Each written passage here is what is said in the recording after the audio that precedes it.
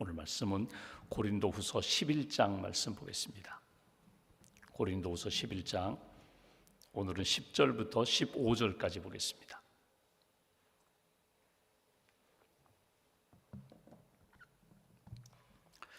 고린도후서 11장 10절부터 15절까지 함께 봉독하겠습니다. 그리스도의 진리가 내 속에 있으니 아가야 지방에서 나의 이 자랑이 막히지 아니하리라. 어떠한 까닭이냐? 내가 너희를 사랑하지 아니함이냐? 하나님이 아시느니라. 나는 내가 해온 그대로 앞으로도 하리니 기회를 찾는 자들이 그 자랑하는 일로 우리와 같이 인정받으려는 그 기회를 끊으려 함이라. 그런 사람들은 거짓 사도요 속이는 일꾼이니 자기를 그리스도의 사도로 가장하는 자들이니라. 이것은 이상한 일이 아니니라. 사탄도 자기를 광명의 천사로 가장하나니 그러므로 사탄의 일꾼들도 자기를 의의 일꾼으로 가장하는 것이 또한 대단한 일이 아니니라. 그들의 마지막은 그 행위대로 되리라. 아멘. 주님의 은혜와 평안이 여러분과 함께 하시기를 합니다. 오늘 말씀의 흐름을 보면은 이 10장 11장은 사도 바울의 자기 변론입니다. 내가 사도다. 사도 되기 전에 내가 그리스도인이다. 내가 고린도 교회에 주님의 마음을 가지고 잘 섬겼는데 오해도 받고 비난도 받고 또 조롱도 받지만 여러분들이 나를 사도로 인정해 주어야 여러분들의 신앙생활이 건강하게 세워질 수 있다. 그런 말씀이 오늘 본문의 흐름입니다. 그러니까 바울의 진실, 바울이 가지고 있는 사랑의 마음을 성도들 좀 알아달라고, 그래야 여러분들이 건강하게 설 수 있다는 그런 마음입니다. 간혹 그런 경우가 있습니다. 어떤 여성이 아주 똑똑해요. 능력도 있어요. 한 남자를 만났어요. 사랑하게 됩니다. 그리고 결혼했어요. 결혼하고 임신합니다. 그리고 출산하고 육아에 집중하게 됩니다. 직장 생활 하지 못해요. 남편을 오직 남편만 사랑하고 아이들 양육하는 일에 10년, 15년 그런 세월을 보내게 됩니다. 책도 제대로 들고 읽을 시간도 없어요. 가사 일하느냐고 남편 돌보고 또 아내 자녀 섬기는 일에 그렇게 10수년을 보냈습니다. 그런데 어느 날 자녀들이 이야기하는 거예요. 엄마는 무식해. 엄마는 사회도 이 시사도 밟지 못하고 엄마는 공부도 안 하고 엄마는 무식해. 그 이야기 들으면 너무너무 속상한 거예요. 친구들도 제대로 만나지 못해요. 사회생활도 제대로 하지 못했어요. 오직 남편 하나 사랑하고 자녀들 열심히 양육한 것밖에 없는데 그렇게 10년 넘게 세월을 보내다 보니까 이 어떤 지금까지 공부했던 거 다 잊어버렸고 이제는 직장생활도 하지 못해요. 어디 가서 일도 못해요. 그런데 남편이나 자녀가 인정해 주지 않는 거예요. 무시하는 거예요. 그러면 너무너무 속상하거든요. 바울의 심정이 지금 심정이 딱 이렇습니다. 내가 고린도 교회 1년 6개월 헌신하며 사랑하며 잘 섬겼다. 그런데 고린도 교회 성도들이 인정하지 않는 거예요. 바울은 우리가 과거를 아는데 변변치 못하다. 말도 제대로 못한다. 아니, 편지는 글은 좀 쓰는데 좀 아는 것 같은데 우리 바울을 알잖아. 바울이 변변치 못해. 그의 사도권을 인정하지 않고 진실을 인정하지 않고 그의 속사람을 인정하지 않는다는 거예요. 너무너무 속상하니까 바울이 편지 고린도전서를 쓰고 고린도후서를 쓰는 가운데 오늘 전하고자 하는 내용은 여러분들만이라도 내 진심을 알아주어야 한다는 거예요. 내가 여러분들을 얼마나 사랑했는지, 여러분들을 위하여 내가 얼마나 기도하며 사랑하며 헌신했는지 여러분들은 알아줘야 합니다. 이것이 사도 바울의 마음입니다. 여러분 신앙생활 하면서 진짜와 가짜를 여러분 분별하는 분별력이 필요합니다. 무엇이 진리이고 무엇이 가짜인지, 진리를 가장한 이단인지 여러분 영적 분별력이 필요해요. 나 자신이 진짜 그리스도인이 되어야 돼요. 나 자신이 하나님 보시기에도 너는 내 아들이다, 내 딸이다, 너는 내가 구원한 나의 자녀다, 하나님이 인정하실 만한 그리스도인이 되셔야 돼요. 나 자신이 볼 때에도 사람들은 겉모습만 보고 나의 진짜를 보지 못할지 모르지만 나 자신이 정말 나는 하나님 앞에서 나는 믿음의 사람이야, 구원받은 사람이야, 진짜 그리스도인이 되셔야 한다는 거예요. 웨슬리 목사님이 그런 얘기 있잖아요. Almost Christian, 거의 크리스찬 같다. 여러분 거의 가지고 되지 않아요. 물이 100도씨가 되어야 물이 끓는 것처럼 여러분 내가 하나님 앞에서 또 내 속사람을 바라보면서 나는 진짜 크리스찬이 되셔야 돼요. 진짜 크리스찬, 참 그리스도인의 모습은 무엇입니까? 여러분, 그리스도인은 구원의 진리를 알고 믿고 구원의 확신이 있어야 돼요. 그러니까 여러분, 구원이 뭐예요? 지식으로, 또 내가 알고 있는 어떤 세상적인 지식이라든가 철학적 지식이라든가 교양으로 아는 것이 아니라 내가 정말 복음을 만나고 예수 그리스도로 구원받는 그 구원의 확신을 내 안에 가져야 돼요. 그러니까 여러분, 신앙생활하면 가장 중요한 것이 믿음입니다. 사랑이 중요해요. 사랑해야죠. 용서해야죠. 봉사해야죠. 꿈도 있어야 됩니다. 미래에 대한 희망이 있어야 됩니다. 다 중요하지만 믿음이 없으면 아무것도 아니에요. 믿음이라는 전제 속에 사랑이라는 열매가 나타나야 되거든요. 그러니까 신앙생활을 하는 사람은 언제 어디서나 하나님을 믿고 예수님이 나의 구원자가 되심을 믿고 내가 용서함 받고 구원받았다는 확신이 있어야 진짜 그리스도인이 되는 거예요.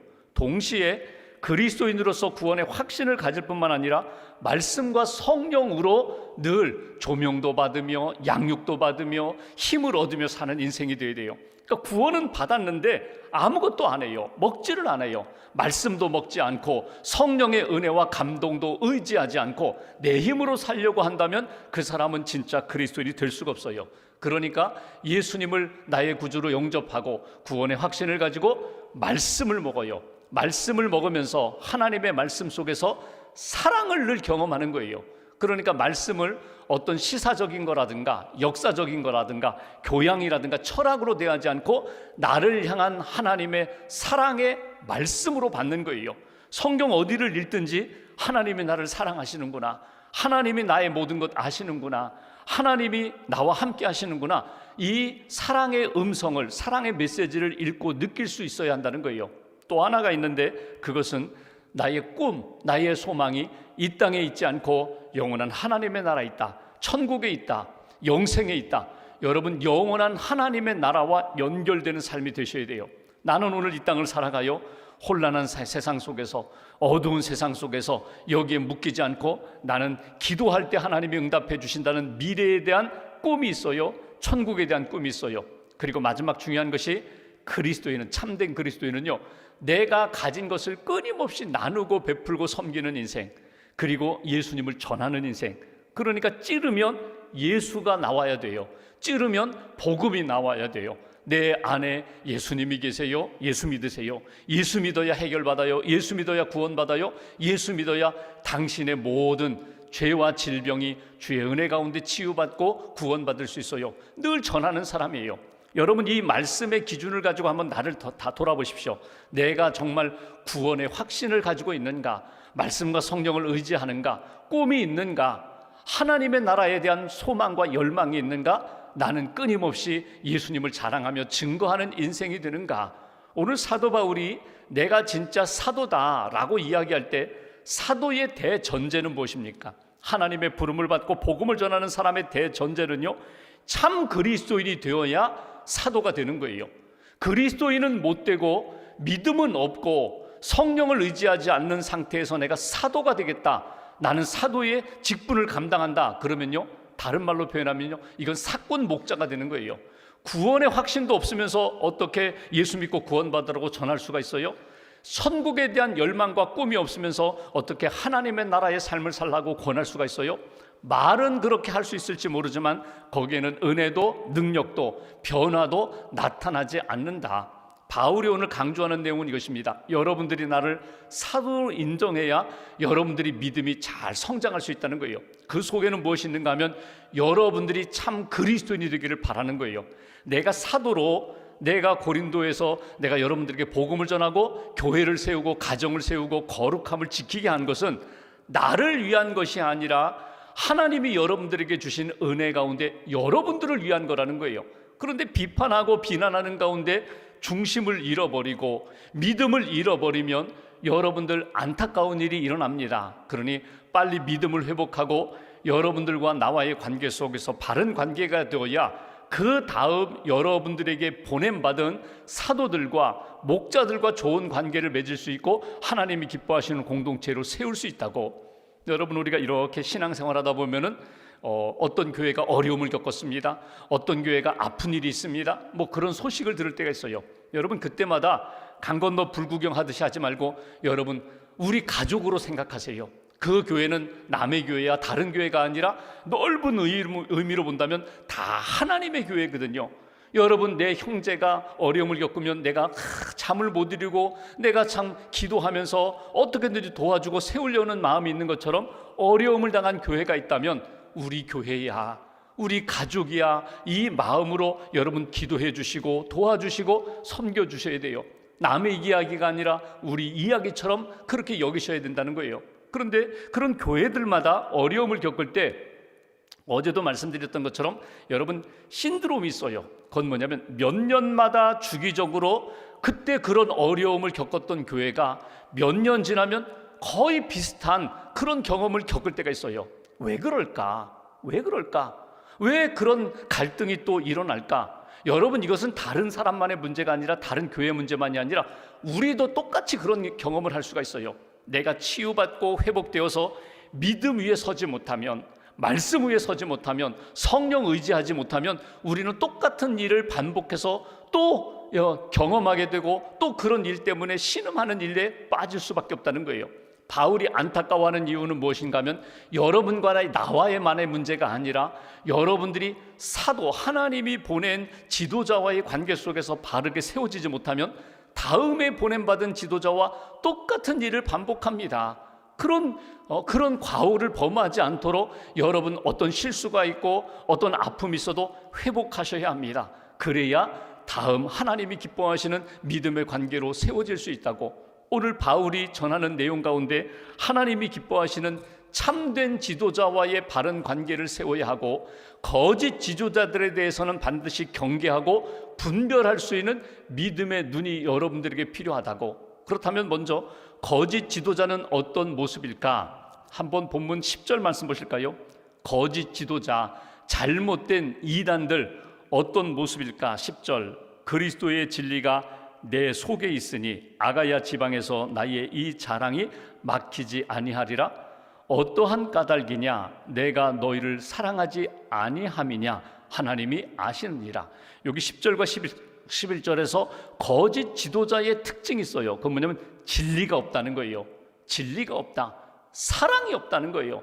거짓 지도자는 하나님을 향한 사랑이라든가 교회를 향한 사랑이라든가 영혼을 향한 사랑이 없고 진리가 아니라, 참된 복음이 아니라 자기 진리, 자기 높임받고자 하는 그 마음이 가득하기 때문에 영혼 구원의 역사가 나타나지 않는다. 특별히 여기 13절 말씀 보실까요? 그런 사람들은 거짓 사도여 속이는 일꾼이니 자기를 그리스도의 사도로 가장하는 자들이니라. 꾸미는 사람이라는 거예요. 변장하는 사람들이라는 거예요. 이 사람들은 어떤 모습과 같은가 하면 14절에 나오는 것처럼 사탄도 자기를 광명의 천사로 가장하나니 마치 자기는 천사인 것처럼, 마치 자기는 참된 목자인 것처럼, 마치 자기는 하나님이 보낸 사도인 것처럼 그렇게 꾸미고 있지만 진리가 없다, 복음이 없다는 거예요. 진실함이 없다는 거예요. 사랑이 없다는 거예요. 그리고 끊임없이 천사처럼 행동하는데 거기에는 진짜 하나님의 사역의 역사가 열매로 나타나지 않는다. 사도 바울이 강조하는 이야기입니다. 어제도 말씀드렸던 것처럼 창세기에 아담과 하와를 유혹했던 뱀을 보십시오. 성경은 이렇게 표현합니다. 뱀이 간교하더라, 이런 표현이 나와요. 간교하다는 말의 원뜻은요, 가장 아름답다라는 표현이에요. 겉으로 볼 때는 참 아름다워요. 어떤 분들은 동물원에 가도 이 뱀이 있는 곳은 아직 구경도 안 한다고, 아유 징그러워서, 이거 성경에 뱀은 다 사탄막이라고 했는데 보고 싶지도 않아서. 근데 여러분, 뱀의 빛깔을 보시면 여러분, 아름답기로 이야기하면요, 굉장히 아름다워요. 여러분, 독성이 강한 부시메스터라는 그런 코브라, 그런 독은요, 그런 독이 있는 뱀은요, 빛깔이요 아주 휘황찬란해요. 대단히 아름다워요. 아름답기로 이야기한다면 뱀처럼 아름다운 것이 없어요. 그런데 뱀에는 독이 있거든요. 독을 가지고 물어 결국은 쓰러뜨리거든요. 성경에서 말하는 아담과 하와를 여러분 유혹할 때에, 하와를 유혹할 때 어떻게 유혹합니까? 아주 이 선악과를 먹는 날에는 내 눈이 밝아져 하나님처럼 되니라, 이렇게 유혹하는 거예요. 겉으로 볼 때에는 내 귀에 들리는 말로는요 그것처럼 아름답고 귀한 말이 없어요. 그런데 그 속에는 진리가 없어요. 생명이 없어요. 가장하고 꾸미고 마치 자기가 천사처럼. 여기에 분별력이 필요하다는 거예요. 고린도 교회 성도들에게 이야기합니다. 여러분들이 왜 이렇게 자꾸 기울어졌습니까? 왜 무너졌습니까? 결국은 세상의 소리 때문에, 내 안에서 일어나는 욕망 때문에, 결국은 천사를 가장한 여러 가지 소리들이 여러분들을 이렇게 훼손시켰으니 빨리 정리하고 믿음의 진리를 만나세요. 복음을 만나세요. 이것이 사도 바울이 강조하는 내용이에요. 그렇다면 참 목자, 참된 사도는 어떤 모습인가? 바울은 이렇게 얘기합니다. 내 안에는 사랑이 있습니다. 내 안에는 사랑이 있어요. 하나님을 향한 사랑이 있고, 성도를 향한 사랑이 있고, 교회를 향한 사랑이 있습니다. 이것이 중요해요. 여러분, 사랑이 없으면 아무것도 아니라고 바울이 고린도 교회에 전했잖아요. 사랑을 점검하셔야 돼요. 정말 내가 가족을 사랑하는가? 영혼을 사랑하는가? 교회를 사랑하는가? 그리고 내 안에 진리가 있는가? 복음이 있는가? 다른 말로 표현하면요, 예수가 있는가? 예수님이 내 안에 살아계시다면 내가 이렇게 살 수는 없다, 이렇게 말할 수는 없다, 이렇게 함부로 판단할 수는 없다. 내 안에 있는 사랑, 내 안에 있는 진리, 복음 안에서, 예수 안에서 하나님이 기뻐하시는 길을 걸어간다. 10절에 보면 이런 표현이 있습니다. 여기 나의 이 자랑이 막히지 아니하리라. 나의 이 복음에 근거한 자랑이 변질되지 아니하리라, 달라지지 아니하리라. 그러니까 바울이 계속해서 권면하는 것은 여러분들을 진짜를 만나시고 진짜가 되라는 거예요. 가짜에 휘둘리지 말고 진짜 그리스도인이 되셔야 하고, 진짜 목자를 알아야 되고, 그 목자의 인도함 가운데 여러분들도 하나님이 기뻐하시는 진리의 길을 걸어가야 합니다. 변하지 마세요. 내가 지속적으로 하나님의 말씀 안에 사는 것처럼 여러분도 그 말씀 안에 살라고. 12절 보십시오. 나는 내가 해온 그대로 앞으로도 하리니, 사랑 가운데, 진리 가운데 복음을 전하고 내가 사도로서 섬긴 것처럼 앞으로도 그렇게 섬길 거라는 거예요. 기회를 찾는 자들이 그 자랑하는 일로 우리와 같이 인정받으려는 그 기회를 끊으려 함이라. 잘못된 사람들, 이단에 대해서는 분명히 경계선을 긋고자 함이라. 13절, 그런 사람들 거짓 사도, 속이는 일꾼, 자기를 그리스도의 사도로 가장하는 자들이라. 사꾼 목자 조심하라는 거예요. 여러분, 다음 세대, 이 시대와 다음 세대 중요한 것은요, 우리 자녀들에게 좋은 선생님 만나게 해주세요. 좋은 목회자 만나게 해주세요. 믿음 안에서 잘 성장해서 선한 영향력을 끼치는 자녀들 되게 해주세요. 그럼 한번 보십시오. 좋은 선생님 만났어요. 좋은 부모님 밑에서 잘 양육받아서 성장했어요. 그러면 이제 배움 끝. 나는 이제 더 이상 배울 것이 없어. 다 알았으니까. 여러분, 그러면 안 돼요. 끊임없이 다시 한번 하나님의 말씀과 은혜 가운데 양육을 받아야 되고, 훈련을 받아야 되고, 지속적으로 하나님 기뻐하시는 길 걸어가야 돼요. 이제는 가르치면서, 이제는 섬기면서 하나님이 기뻐하시는 믿음의 하나님의 사람으로, 믿음의 대장부로 서 있어야 된다. 조심하라는 거예요. 언제 어디서 내가 가장한, 천사를 가장한 그런 사람들을 만날 수도 있다. 내가 그런 사람이 될 수도 있다. 항상 깨어 조심하며 믿음의 길을 걸어가라. 마지막 15절 보실까요? 오늘 요절과 같은, 그러므로 사탄의 일꾼들도 자기를 의의 일꾼으로, 사단의 일인데, 사단의 일을 하는 사람인데 마치 하나님의 의를 이루는 사람인 것처럼 가장하는 것이 또한 대단한 일이 아니니라. 그들의 마지막은 그 행위대로 되리라. 생각대로, 행위대로, 가장한 대로 그의 열매는 어떻게 나타날까? 행위대로 드리라는 것은요, 결국 사단은 사단의 열매를 맺게 되어 있어요. 죽이고 무너뜨리고 갈라지게 만들고 하나님을 떠나게 만드는 그런 일로 나타나게 되고, 하나님의 사람은, 참된 그리스도인은, 참된 사도는, 신실한 믿음의 사람은 반드시 힘들고 어렵고 박해가 있어도 마지막에는 의의 열매를 맺게 된다.